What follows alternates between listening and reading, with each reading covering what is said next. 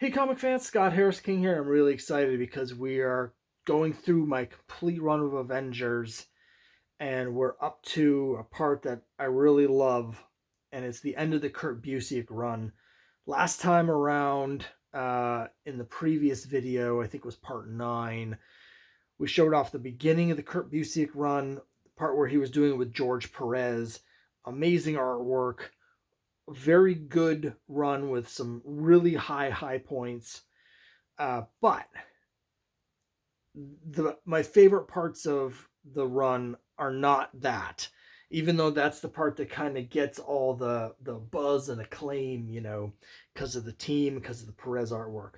Today we're going to be going over the end of the Kurt Busiek run, issues 35 to 56. And then I'm also going to show you the two miniseries that Kurt Busiek did on his time in Avengers, which are both absolute must-haves for any Avengers fan. One of those is Avengers Forever, and the other is the Avengers JLA crossover. So let's just get into it, because this has like 3 of my favorite Avengers stories in it. Let's just jump right in here. So we start off here with issue 35. Now, this is not part of one of my favorite Avengers stories because it's part of the Maximum Security crossover. This has Busiek writing, but it's got John Romita Jr. on pencils. So that's a bit of an interesting mix. Now, there's a period here of a few issues. Again, 34 was Perez's last issue, and at that point he was doing breakdowns, but not the full pencils. There's a few issues here before we get to the next regular penciler.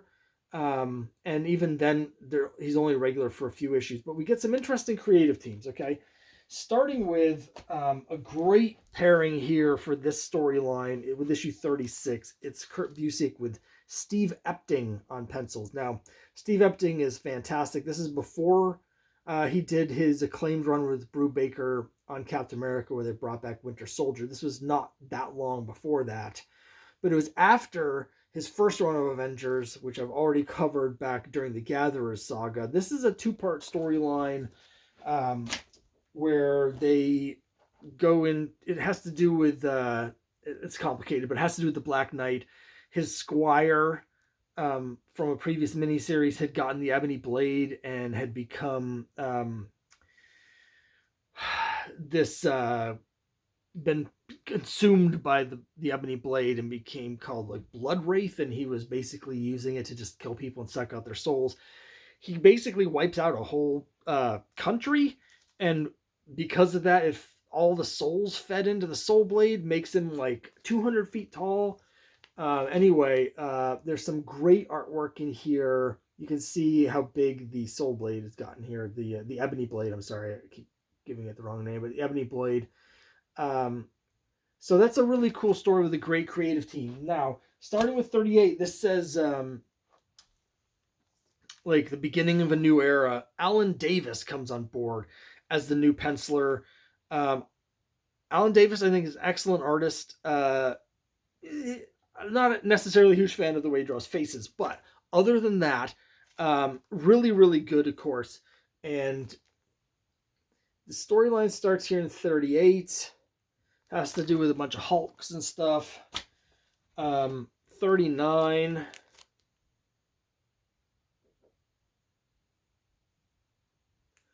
$40, really good cover here. This is all just kind of setting the stage, really, for what's about to happen. So here's issue 40, okay? Interesting to note, it just says number 40. Pointing that out because starting with the next issue, we're going to get a new trade dress on this book, and they're going to start adding the legacy numbering back finally. So the last issue of the original series was like 402. Then they did that stupid thing with Rob Liefeld that we all try and forget, except for I documented in a previous video. They renumbered again starting issue 1, but here we are. Let's go. And this storyline that starts in issue 41, or as you can see, legacy number 456, this storyline is going to run for the next 16 issues for the rest of Kurt Busiek's run. And as you can see here, it's the Scarlet Centurion. Now, the Scarlet Centurion originally first appeared in Avengers Special number 2, He was an alternate universe version of Kang that had conquered the Avengers, and the Avengers were and the Earth, that Earth, and everyone. The Avengers were his thralls.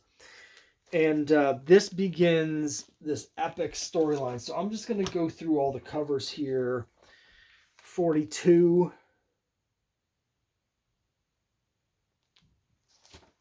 Alan Davis, still the penciler on these. 43.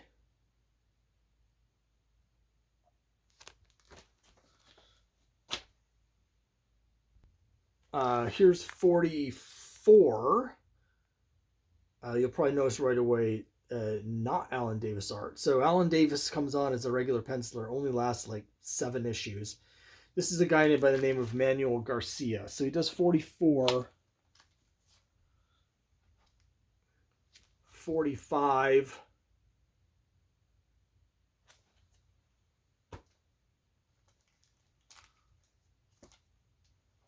46.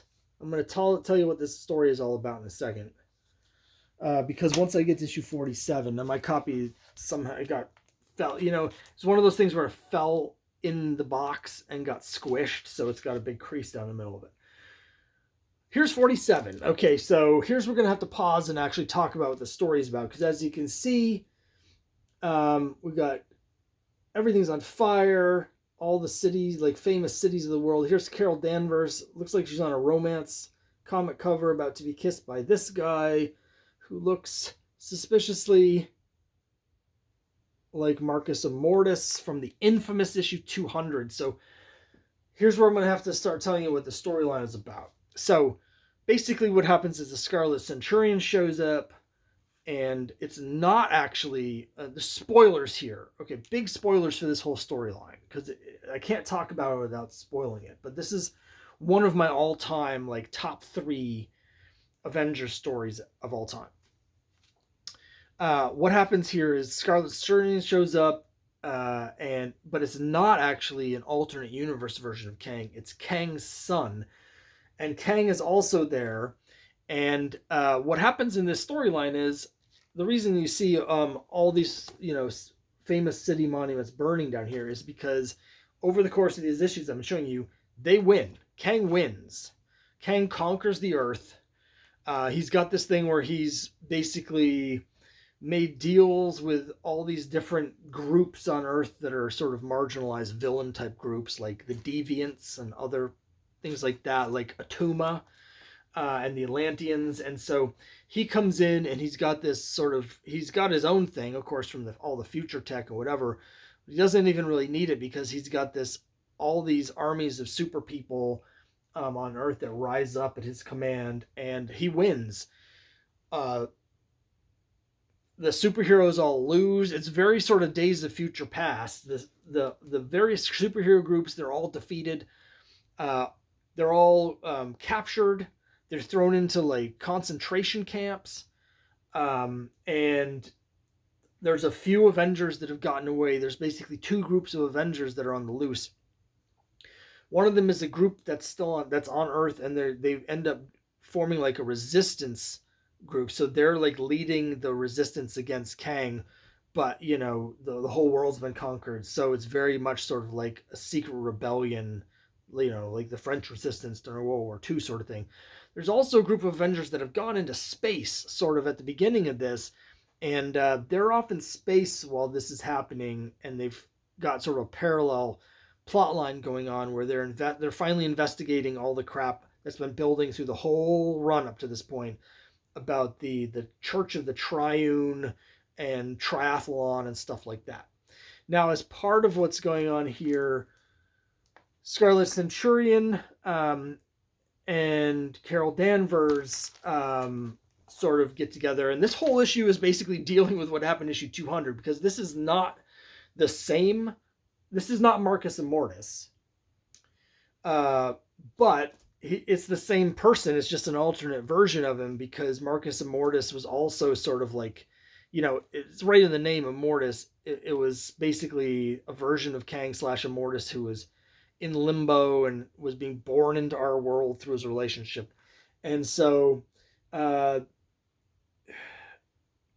Kurt wasn't afraid to touch some third rail topics here, and the big one is, he's using Kang, he's using the Scarlet Centurion, and Carol Danvers is one of the main characters in Avengers, so he's got to address it.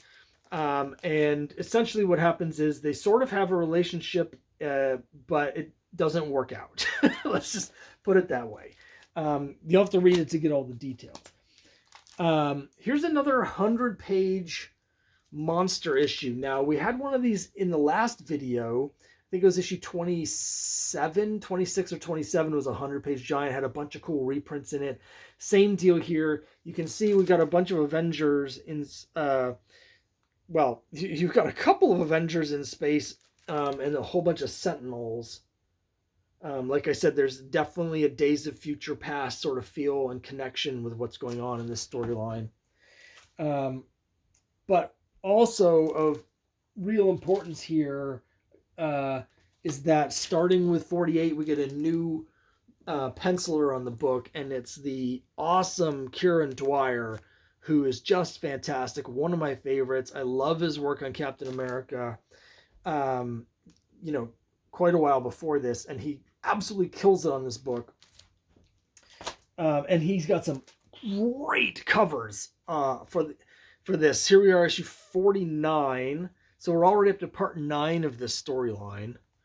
And we've got this awesome thing where Kang is stabbing the Earth. His spaceship is called the Damocles, and it's shaped like a sword. And so it's literally a giant sword hanging over the Earth, threatening to destroy the planet.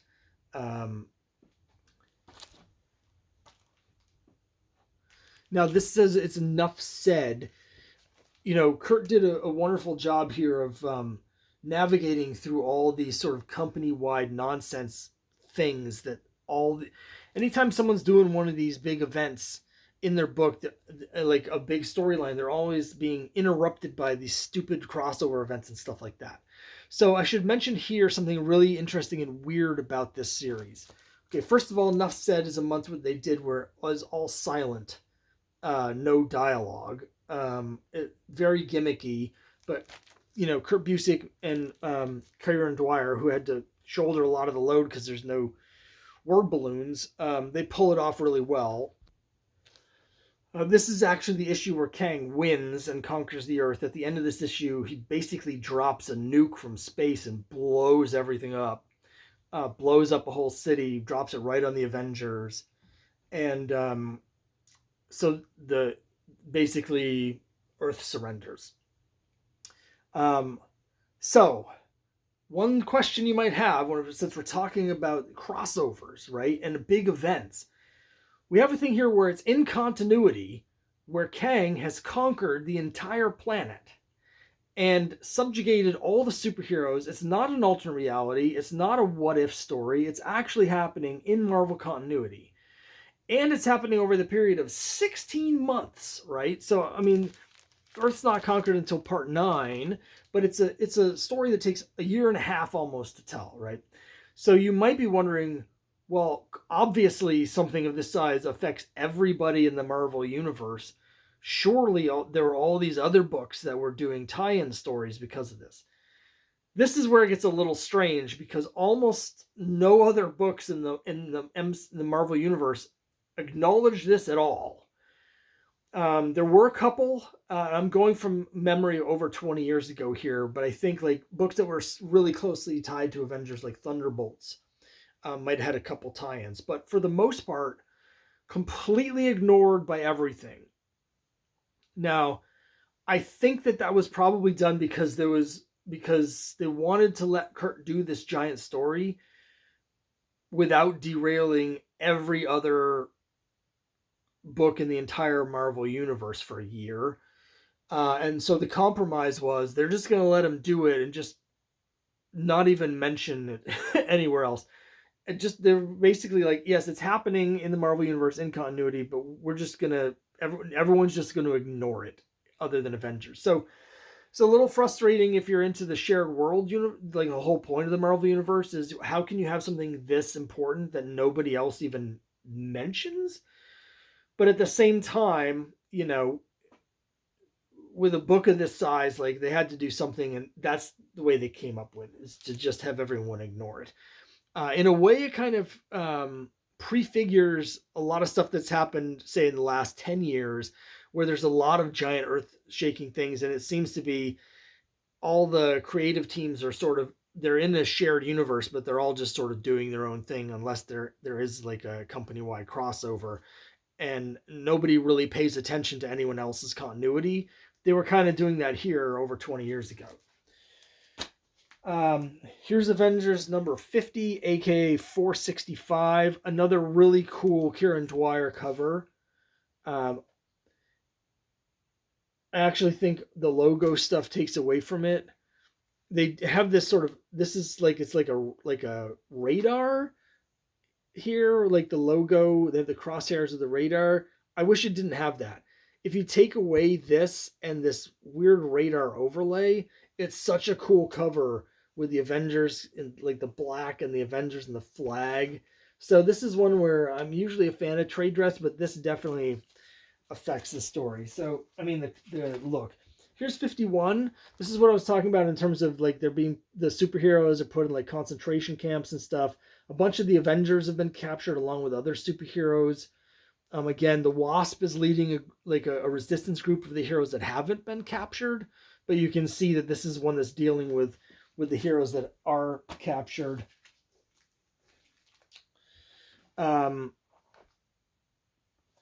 And so there's just these big epic throwdown issues. Here's like, you know, Kang's conquered everything. He's got his armies, and the Avengers are leading this resistance fight, and it culminates in these last couple issues of this storyline, which are absolutely awesome and have amazing covers. Some stuff happened with the Triune, and so the Avengers in space basically come back to join the Avengers on Earth in this like last ditch battle. Check out this amazing cover. There's Captain America with an Avengers flag on the battlefield, and like there's Firestar and Vision, and they're just battling like in the rubble. It's absolutely amazing, and it's a perfect companion to the next issue, which is one of my all-time favorite Avengers covers. And again, Kang is my favorite supervillain, but it's just Kang in the ruins. And this issue just has an amazing thing where basically everything, like the armies have been defeated, and it's just Kang, and the Avengers are cleaning things up. And Captain America goes to fight Kang one-on-one, and the other people are like, you know, isn't it kind of egotistical, you know, to just for Captain America to just go by himself to fight Kang, you know? And Thor's like, that's not why it's just Captain America going. It's because Captain America is all we need to beat Kang. And so the storyline ends with Kang and Captain America having this one-on-one throwdown in the ruins of Earth that Captain America wins. And then we have the epilogue issue here, which has a great cover here, and it sort of deals with the aftermath of everything. And then finally, the last Kurt Busiek issue. Now, when the story ends, the main story ends with 54. Kieran Dwyer leaves, so there's basically fill-in artists here. This is Patrick Zircher. Zircher was on 55. Yannick Paquette on 56, and you can see I have his signature here. This is 571. So again, 16 issue storyline, and this is Kurt's sort of like farewell to the book.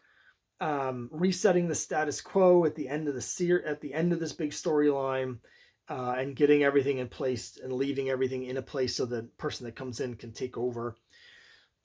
This Kang storyline, one of the reasons I love it so much, and I'm about to show you Avengers Forever to show you the other Kurt stuff, but one thing that's so great about it, particularly if you read both of them together, this is a story about an older Kang.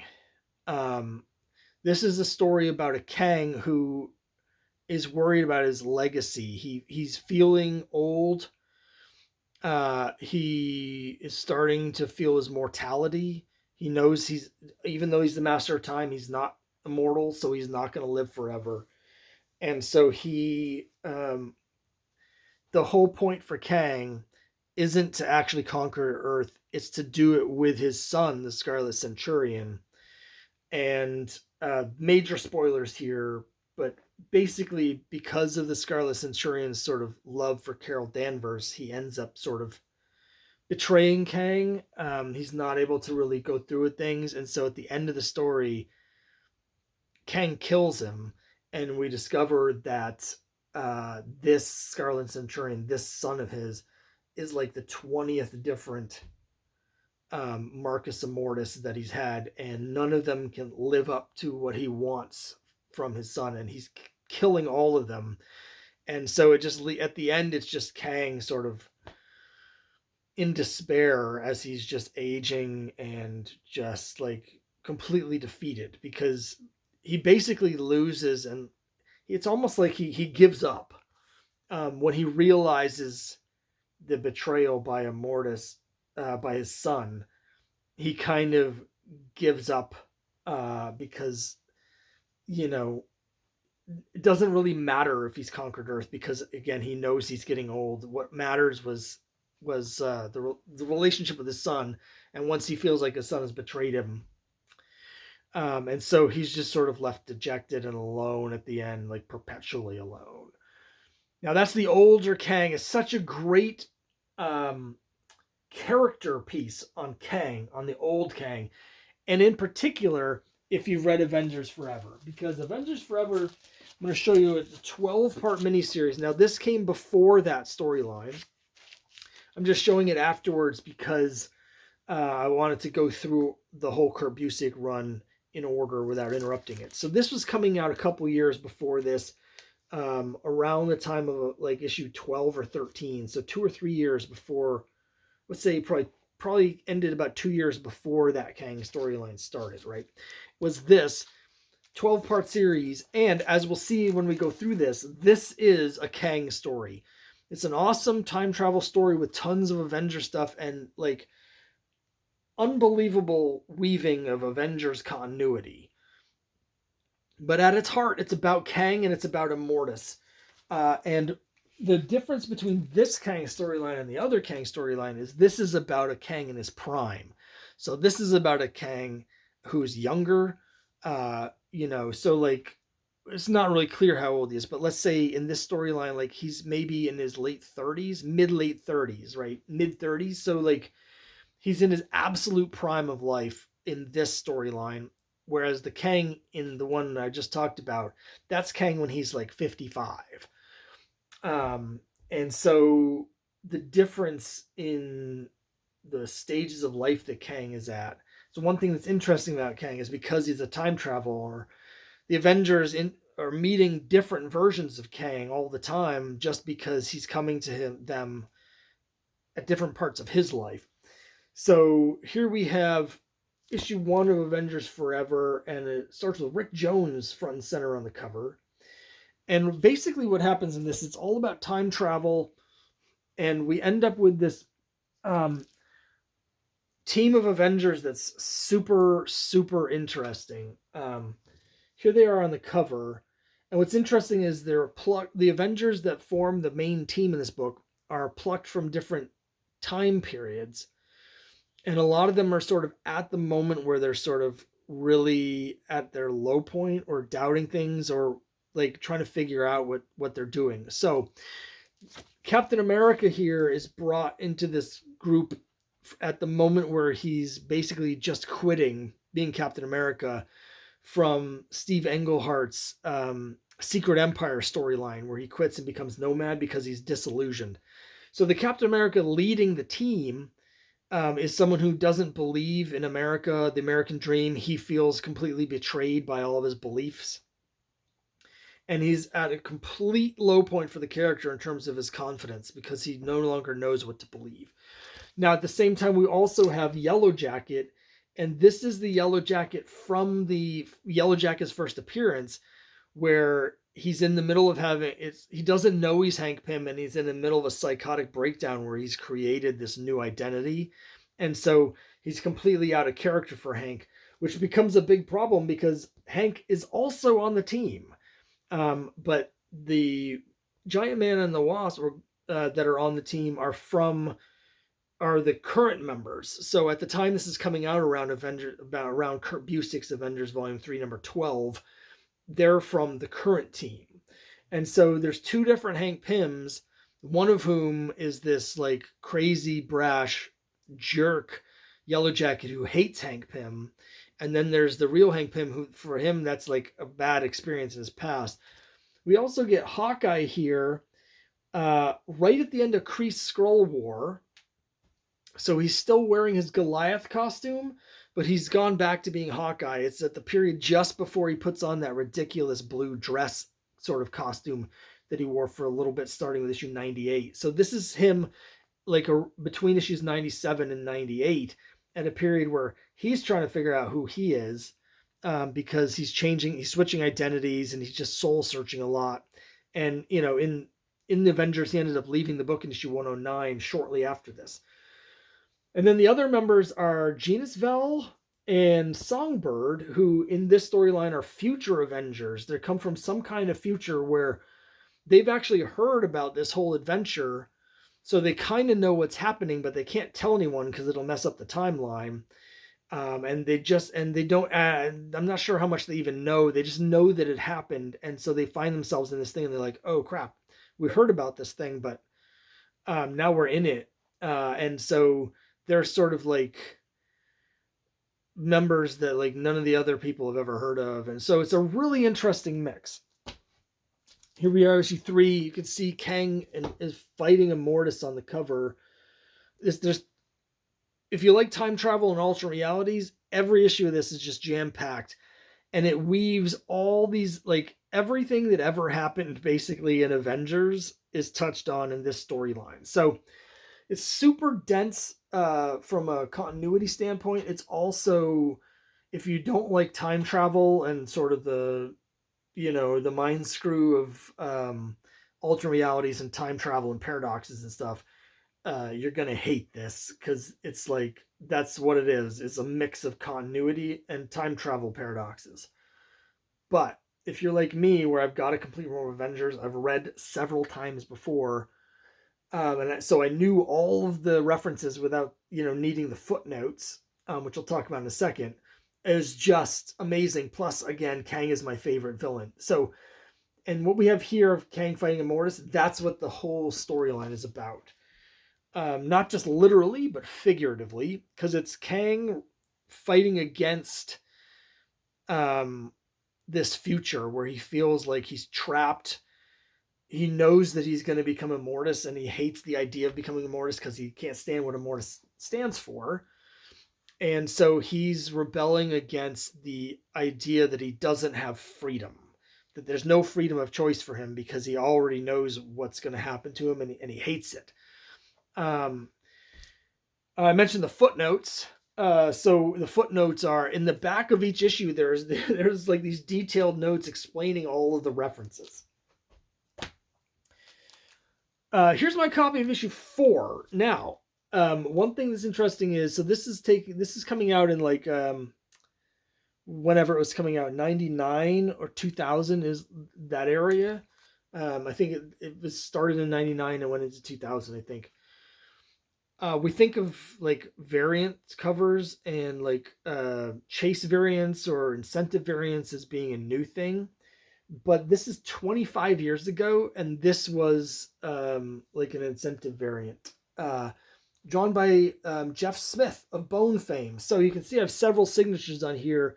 I have this signed by Jeff Smith up here. It's also signed by both Kurt Busiek and Carlos Pacheco, who is the interior artist. Who is no longer with us, unfortunately. Here we have issue 5, and there are variant covers for a lot of these issues, actually. I think maybe all of them.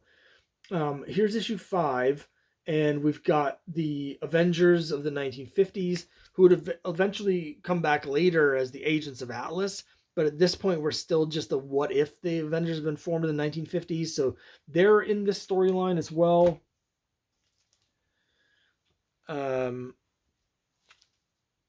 Some great covers, interesting cover designs. See, every cover has this thing where it looks like the A from Avengers.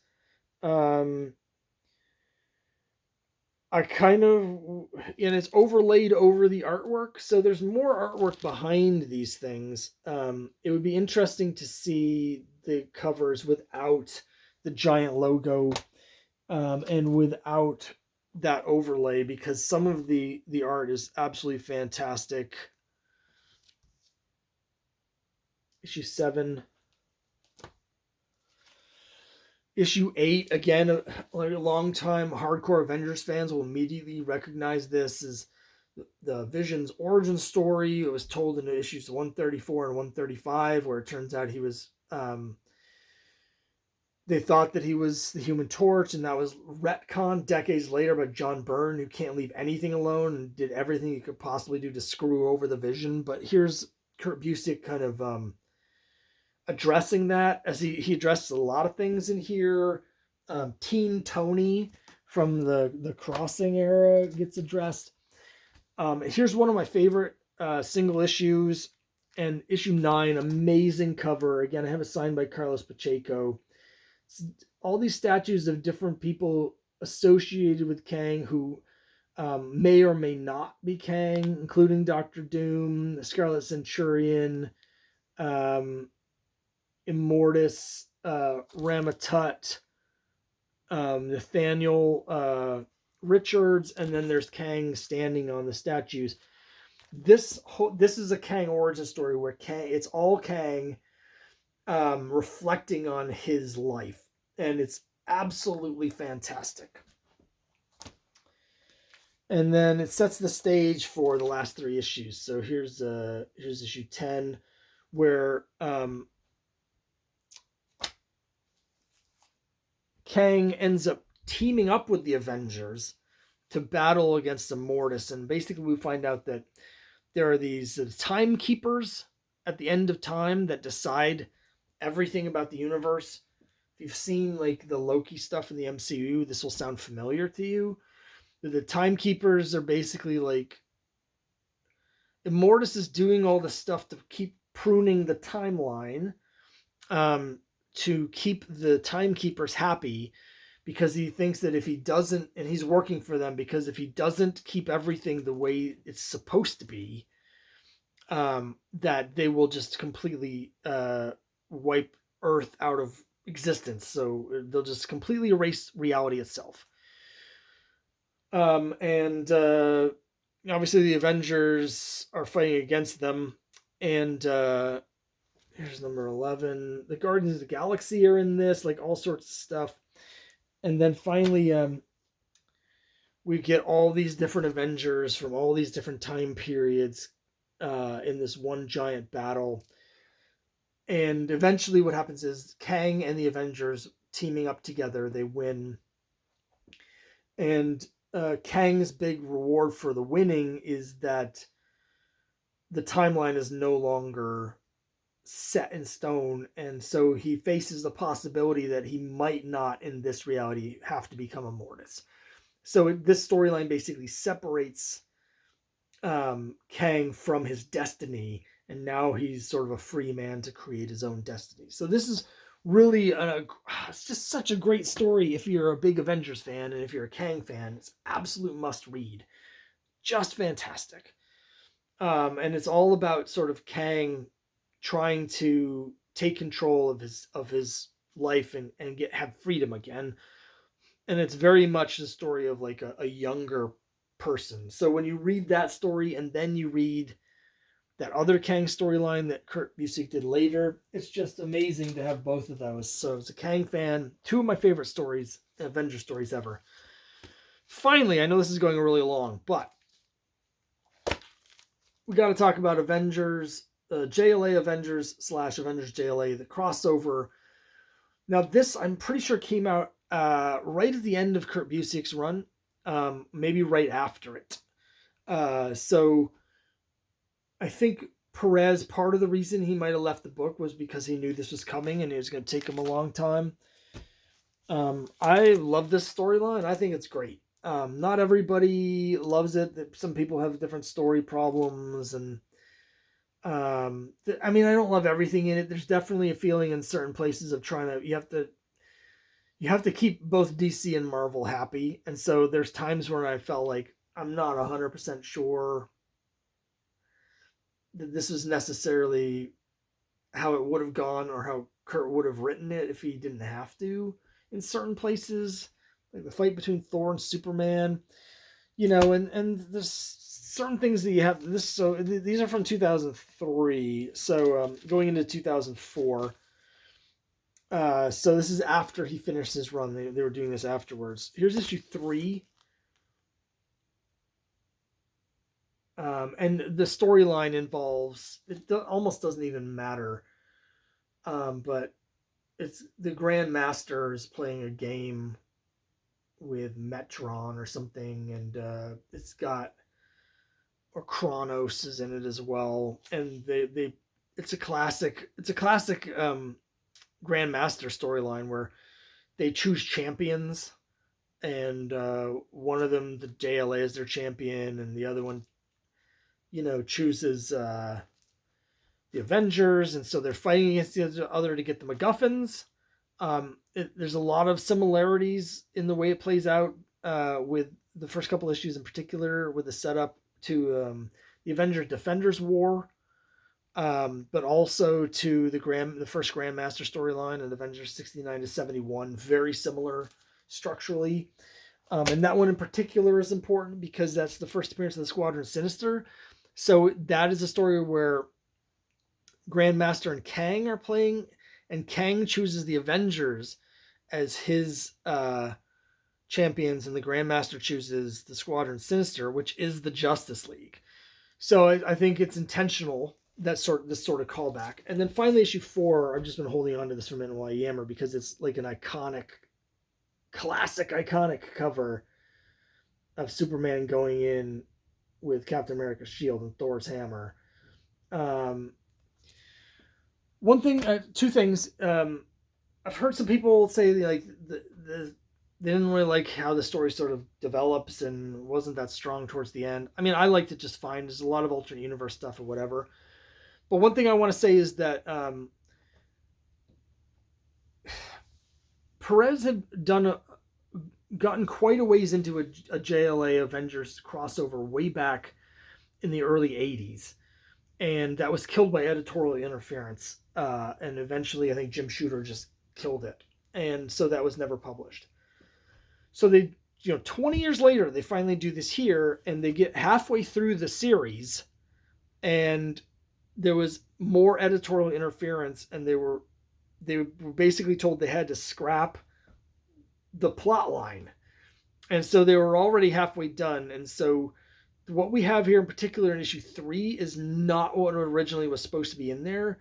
Kurt Busiek had to basically retrofit a new story there to fit the new parameters, because the story they had already had approved was yanked out from underneath them halfway through making it. So I give them a pass for story issues because of that sort of nonsense.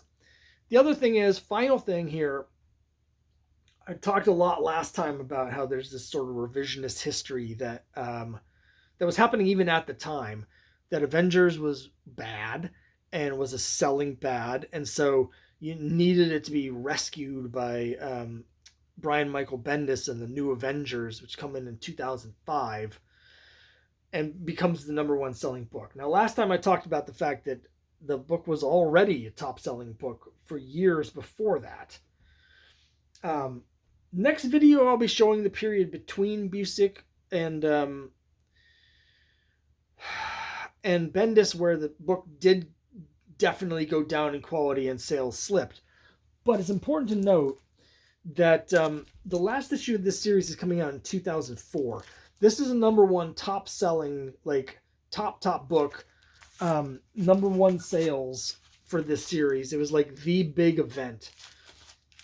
Finally, an Avengers Justice League crossover with George Perez art and Kurt Busiek writing, coming out at the end of 2003, ending in 2004. This is just a year before Bendis comes in. So I just reject across the board that the new Avengers and Disassembled was needed, because it wasn't. And any suggestion that they needed Bendis to come in to revitalize things is a nonsense. And even if they did, we'll talk about this next time, certainly didn't need to go in that way, because what this shows is that if you have a good creative team on Avengers, then Avengers can and should be a top-selling book. And then when you don't have a good creative team on it, it's not. Funny thing. So anyway, all of which is to say, I love this run. Three of my favorite Avengers stories, really of all time, in the Kang Dynasty, Avengers 41 to 56, Avengers Forever, and JLA Avengers, like 3 of my top 25 stories of all time. And for me, the Kang Dynasty is like a top 3 Avengers story ever. So that's it for this time. Went really long, but I had a lot to say about these because I love them so much. Let me know what you think down below. And next time will be the end, sort of the run, because next time I'm going to do the rest of this run. So the last Busiek issue was 471. So I'm going to be bringing this from 472 up to the end of the series of 503, and then there was like a 502 or 503. There was like a special issue to end the Avengers Forever. And that will bring me to the end of my run.